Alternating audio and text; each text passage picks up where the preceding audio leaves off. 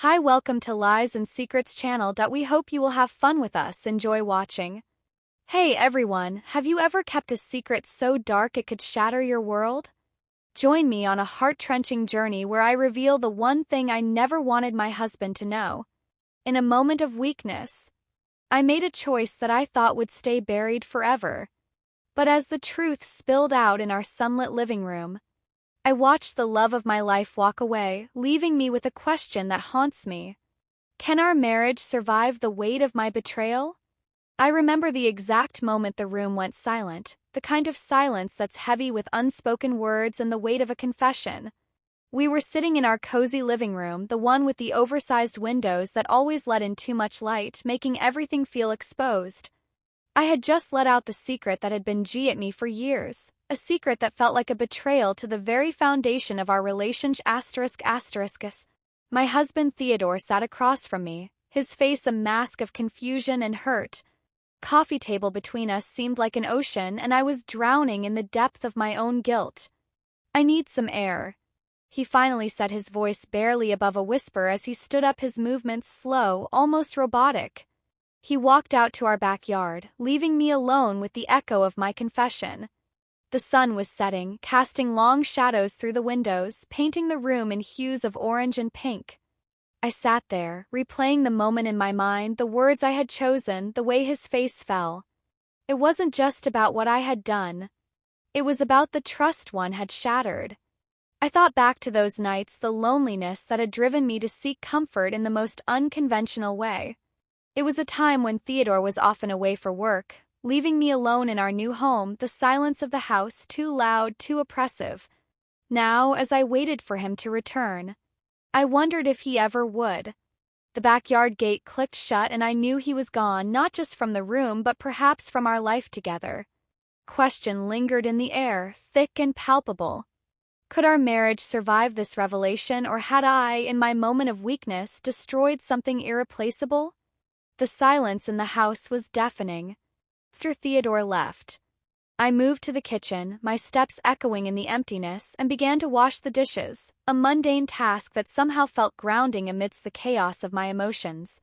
Each plate I scrubbed seemed to carry the weight of our shared history, the memories of laughter and love now tainted by my confession.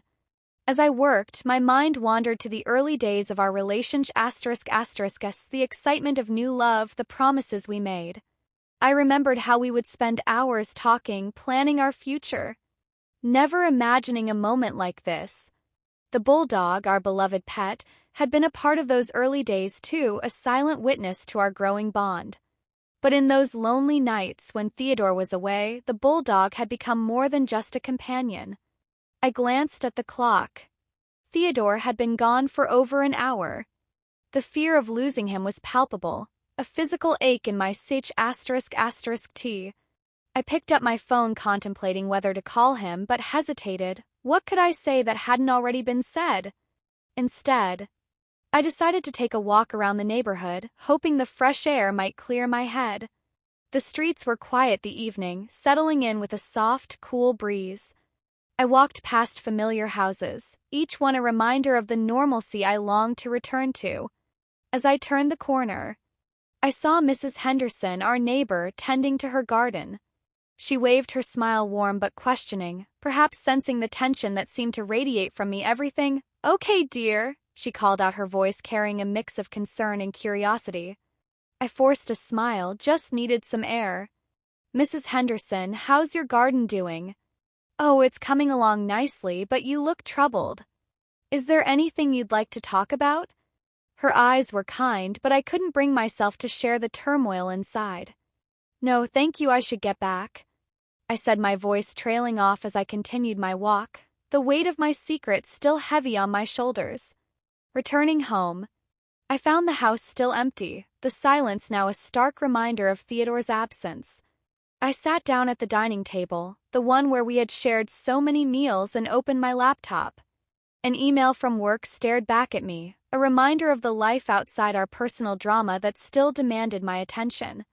I began to draft a response, my fingers moving mechanically across the keyboard, but my thoughts were elsewhere. What would happen when Theodore came back? Would he be able to look at me the same way? Could he ever trust me again? The sound of the front door opening jolted me from my reverie. Theodore was back, his footsteps were hesitant, each one a beat in the symphony of our uncertain future. I closed my laptop, my heart racing, as I prepared to face him to see if there was any chance left for us, or if my confession had indeed been the final nail in the coffin of our marriage. Theodore stood in the doorway, his silhouette framed by the fading light. His eyes met mine, and in that moment I could see the storm of emotions swirling within him. He looked older, worn by the weight of what I had revealed. "I've been walking," he said, his voice hoarse, trying to understand. I nodded, not trusting my voice. Feeling the fragility of our connection hanging by a thread, he moved to the couch, sitting down heavily. His hands clasped together as if in prayer, or perhaps to stop them from shaking. "I love you." He started the words sounding like they were being pulled from deep within him. "But what you've told me, it's not just about the act. It's about the trust, the intimacy we shared. How do we move past this?"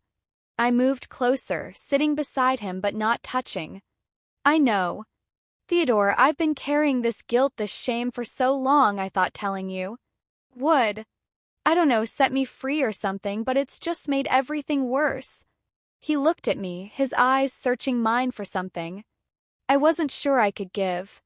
"I need time," he said after a long pause, time to process, to think.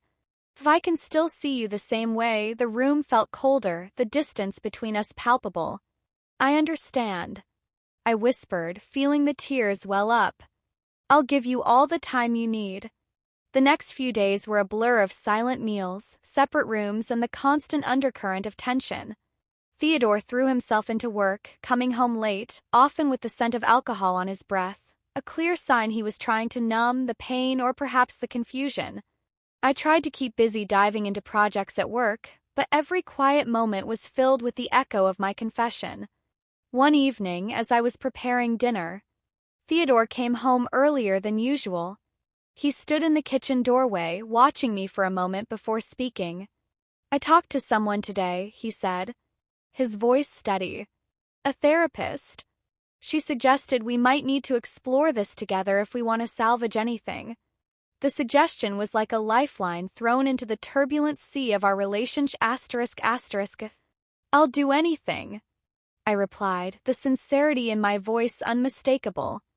"I want to fix this, Theodore. I want us to be okay." We agreed to start therapy, a decision that felt both hopeful and terrifying.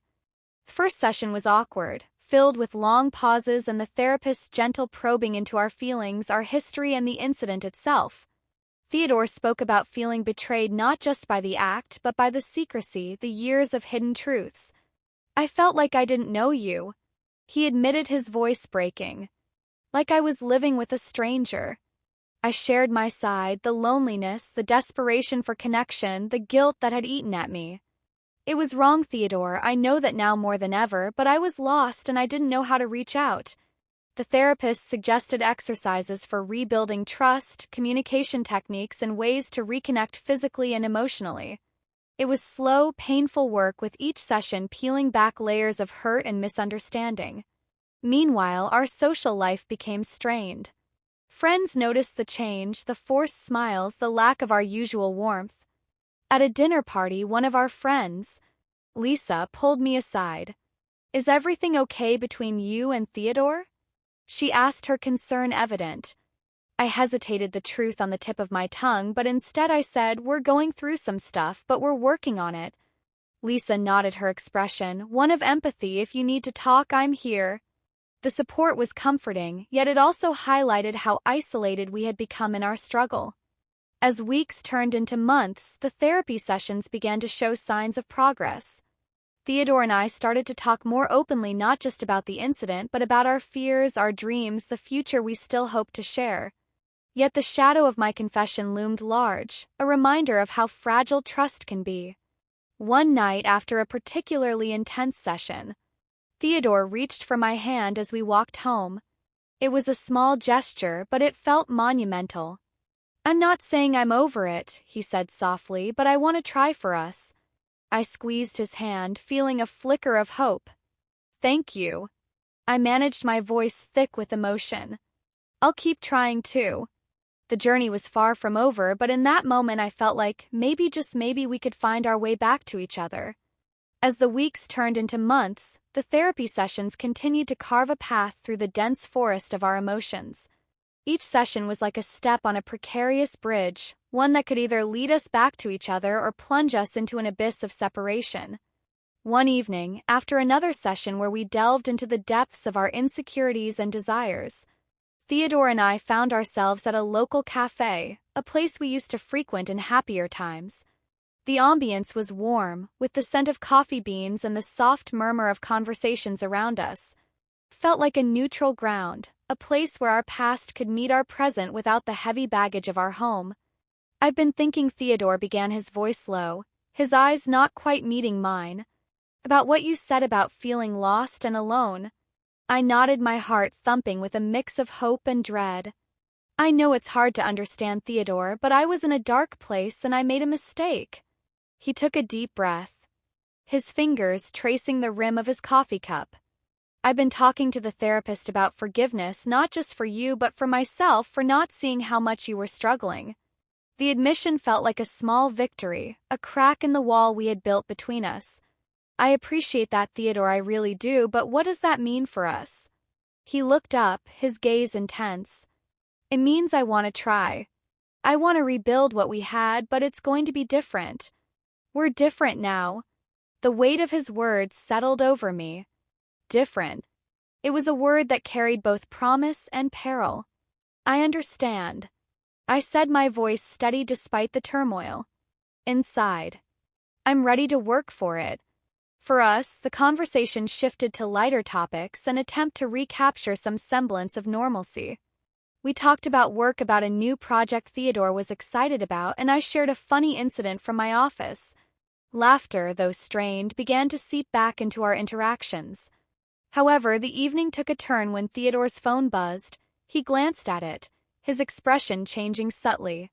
"It's work," he said, but there was something in his tone, a hesitation that hadn't been there before.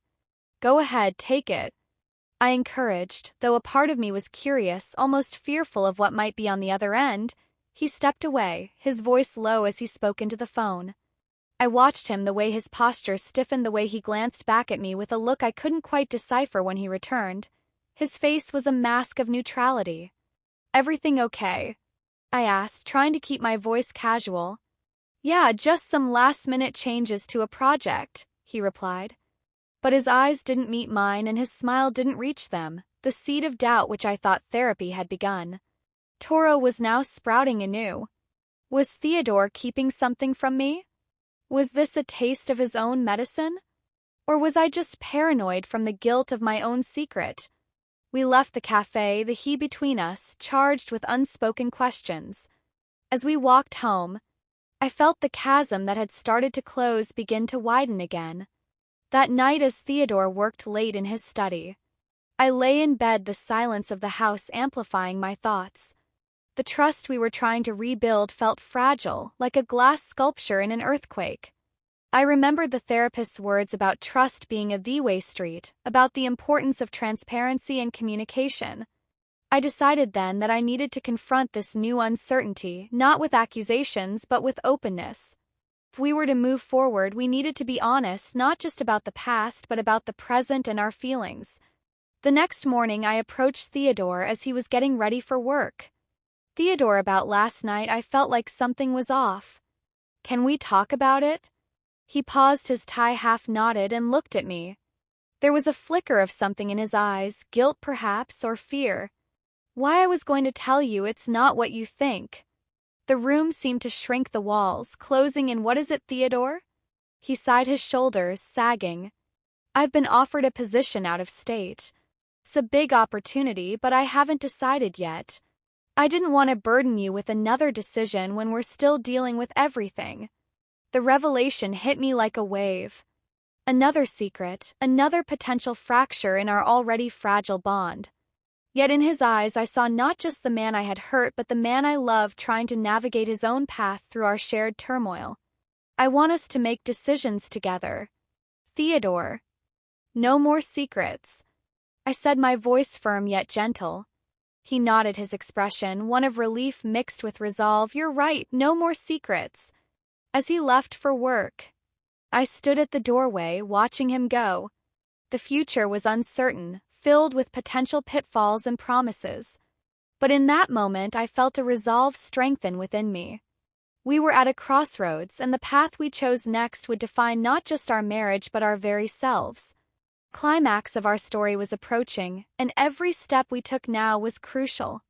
The weeks following Theodore's revelation about the job offer were tense, filled with a new kind of uncertainty. We continued our therapy sessions, but now there was an undercurrent of something else, a decision that could either pull us apart or bind us closer together. One evening, after a particularly grueling session where we discussed our future, Theodore and I sat in the living room, the same place where my confession had first shattered our peace. The room was dimly lit, the only sound the soft ticking of the clock on the mantelpiece. I've been thinking about the job offer. Theodore began, his voice steady, but his eyes revealing his turmoil. It's not just about the career move. It's about us, about what we need to heal. I nodded, understanding the weight of his words. I know, and I want you to take it if it's what you want, but I need to know where I stand. In this decision, he took my hands in his, a gesture that felt both comforting and desperate. I want you to come with me.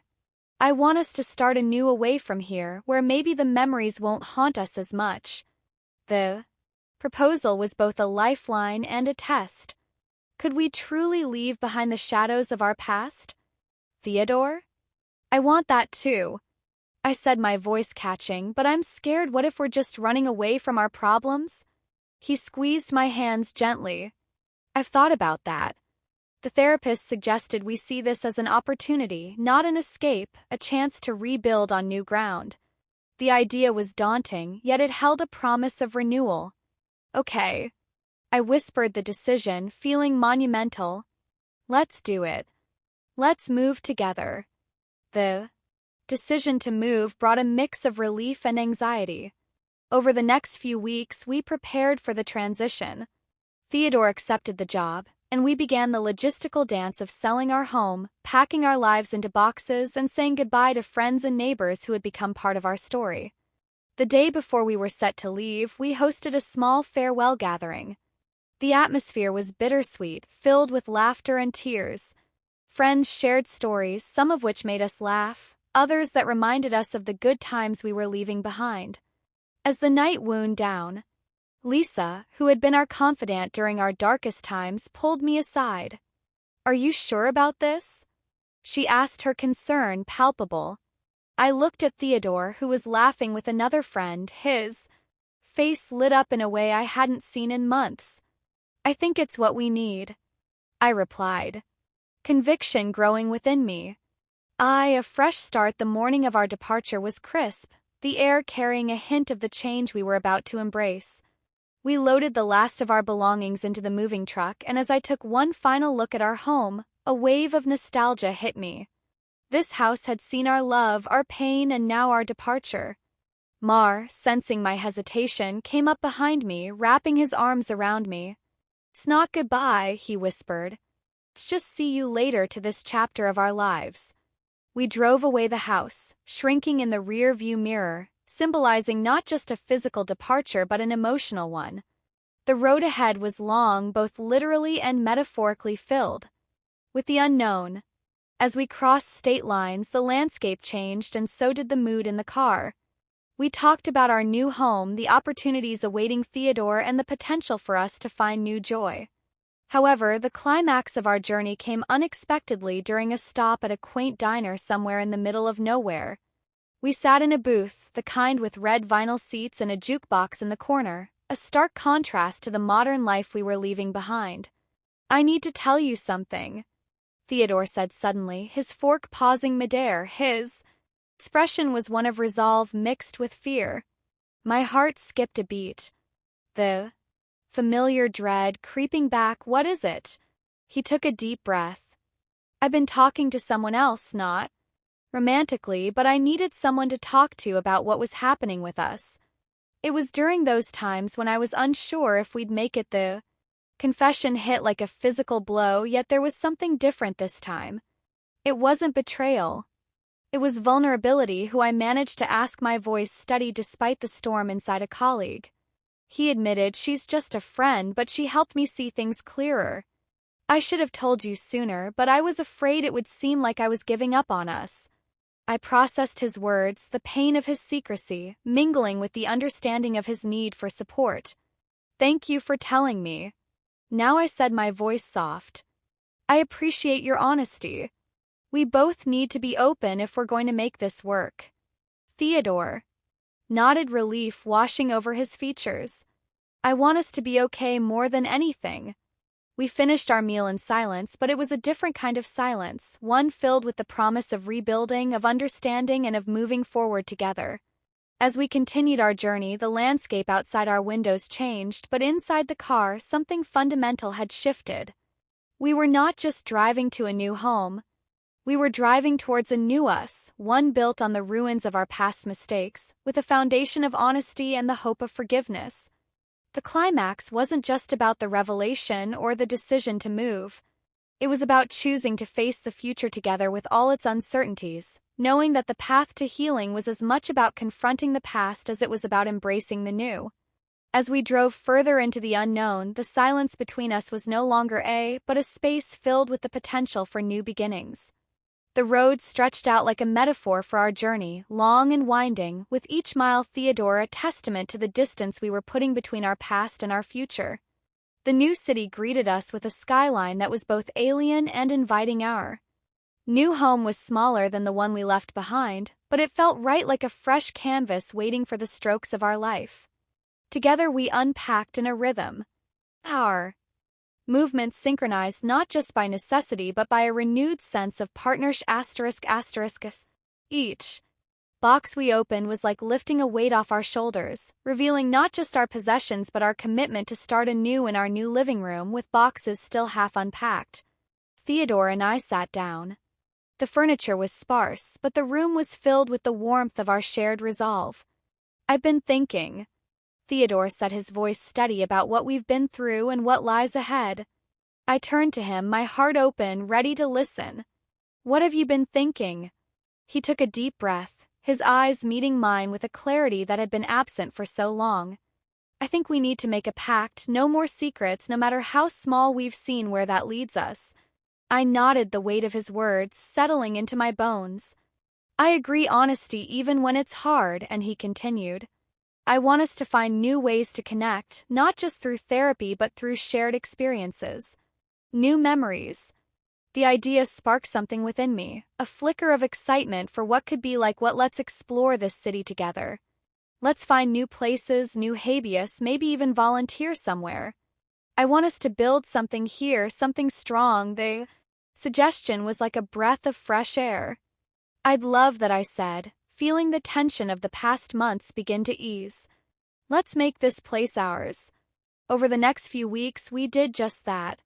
We explored the city, finding little cafes, parks, and community events. We joined a local book club, attended cooking classes, and even signed up to volunteer at a local animal shelter. Each new activity wasn't just about filling our time. It was about filling our lives with moments that weren't overshadowed by our past mistakes. My story ends here. If you feel that this story is meaningful and brings useful lessons, please like and subscribe to the channel to support me. Thanks for listening, and see you in the next videos.